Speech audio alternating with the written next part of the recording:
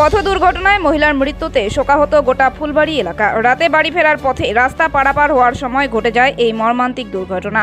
অপরিচিত এক ট্রাকের চাকায় পিষ্ট হয় সেই মহিলা। মর্মান্তিক ঘটনাটি ঘটেছে ফুলবাড়ি 2 নং গ্রাম পঞ্চায়েতের কালাঙ্গিনী এলাকায়।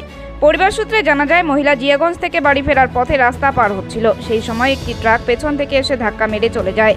ঘটনায় মহিলা ট্রাকের চাকায় পিষ্ট হয়ে ঘটনাস্থলেই মৃত্যু হয়। খবর পেয়ে ছুটে আসেন নিউ জলপাইগুড়ি থানার পুলিশ। এরপর সেই ঘটনার খবর পেয়ে এলাকাবাসীরা এবং মহিলাকে চিনতে পেরে তার বাড়ির লোককে খবর দেন এবং পরিবারের সদস্যরা এসে সেই মহিলাকে চিহ্নিত করেন এবং দেহটি উদ্ধার করে উত্তরবঙ্গ মেডিকেল কলেজ হাসপাতালে ময়না তদন্তের জন্য পাঠানো হয়। জানা যায়, সেই মহিলার নাম সার্জিনা খাতুন, বয়স প্রায় 30 বছর।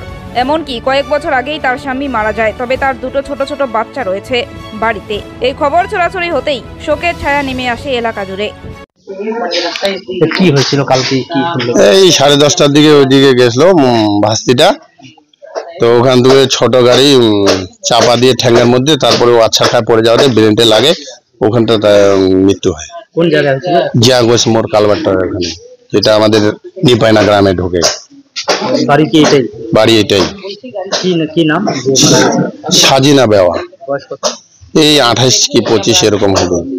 তো এটা তো বাপের বাড়ি? এটা বাপের বাড়ি, স্বামীর বাড়ি ওই যে সর্দারপাড়া। তো এমনি কি মাথায় কোনো সমস্যা ছিল? সমস্যা একটু ছিল, কিন্তু তার মধ্যে বাচ্চার টার্গেট ছিল, বাড়িঘর কোথায় ছিল, কোথায় গার্জিয়ানের বাড়ি, এইটা মানে নলেজ ছিল একটু ডিস্টার্ব, কিন্তু ওরকম ডিস্টার্ব ছিল না। ছেলে আছে একটা, মেয়ে 2টা। এই জায়গার নাম কি? কালাঙ্গিনী। আমরা অত্যন্ত মেডিকেলতে 9:30 10টা, তারপর দেখো যে আমরা ওই আমার ফৌজিরার বেটারা আর ওই কি বাড়ি কি ওর নাম রে, আমার কয়েকজন ছিল আমাকে হাটকে লাড়া কি হয়েছে রে, এটা নেজার বেটটা। তারপর আমরা ফোন টোন কি গাড়ি মারিছিল? কি গাড়িতে মালে ওটা যায়নি। এখানে কি এই রাস্তা ছিল? হ্যাঁ, ভিতরে ঢুকছিল।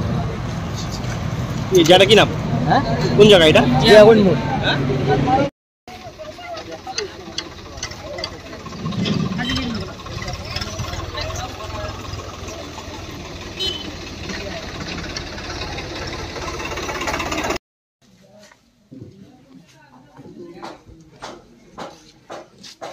সার্জিনা।